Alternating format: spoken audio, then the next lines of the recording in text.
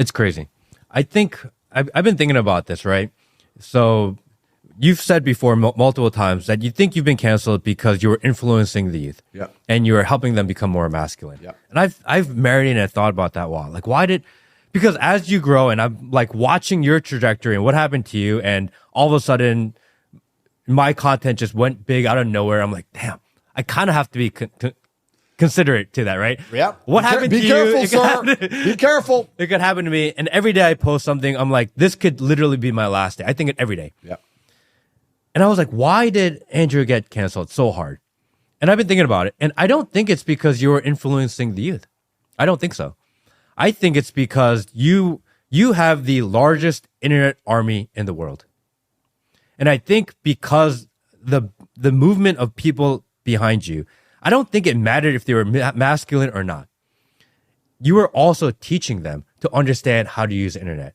And I think in the training of an army, they're like, all right, this is over the line. Because right before you got canceled was the, what was it? The GME, GameStop. Yep.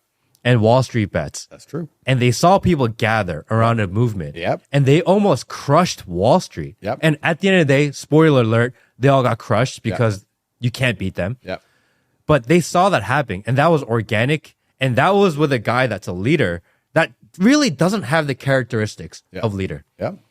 Right after him, you came along, and it seems organized, and people are gathering behind you and behind your movement of damn the man, damn the system is broken, and they're coming for you.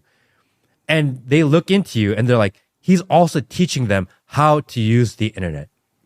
I agree with you. They fear the power. Yeah. They fear the power structure. I'm the bad employee who got I started a union now. Yeah. And You're the union rep. I'm the union rep, and they don't like me.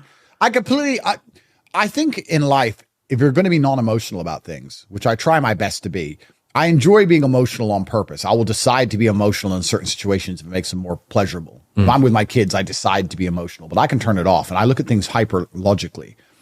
As a hyper-logical man, I will sit here and say that as unfair as The Matrix has been to me, in many ways, they could have been miles worse. Yeah. I'm not going to lie. I'm going to sit here and say, considering I became the most Googled man on the planet, telling the truth and fighting against their narratives that they've been trying to enforce for a very long time. We said psyops are slow. They've been trying for a very long time to get men to a position where they're apathetic and don't want to be masculine anymore. I've come along and derailed to a degree a lot of their plans in a very short period of time. I've undone years of work in a few short months. I'm surprised I'm alive. I'm not going to lie to you. Right now, they could have got rid of me much easier. So they've actually been no headphones. They've actually been pretty soft on me considering what they could have done to me. But certainly they fear centralized power structures. And when I was in jail, I got a letter from somebody saying he was organizing a huge protest. I think it was in America. And he said he wants to put a huge protest together, and he's already got 25,000 people who signed up, etc. And I said, no, don't do that, because I feel like I'm already on the verge of becoming a national security threat. Once people start getting in together in huge groups and rioting in my name, I'm toast. Oh, that's it. It's over, bro. Yeah. Once you're a national security threat, I mean, to give you an example, my host nation, UK, hates me the most. Members of parliament stand up in parliament complaining about how the fact I'm still on the internet and they can't get rid of me, and they passed the internet safety bill and I'm still there. And these are members of parliament, the most important people in the country and the most important building in the country, talking about how I have to go. Once you're a national security threat, all bets are off. That's when you can get drone striked. That's when you can get assassinated. That's when you can get arrested without trial. That's when you get thrown in Belmarsh for 14 years or whatever, like some other guy. You just disappear when you're an NSA. So NST. So I don't want that to happen to me.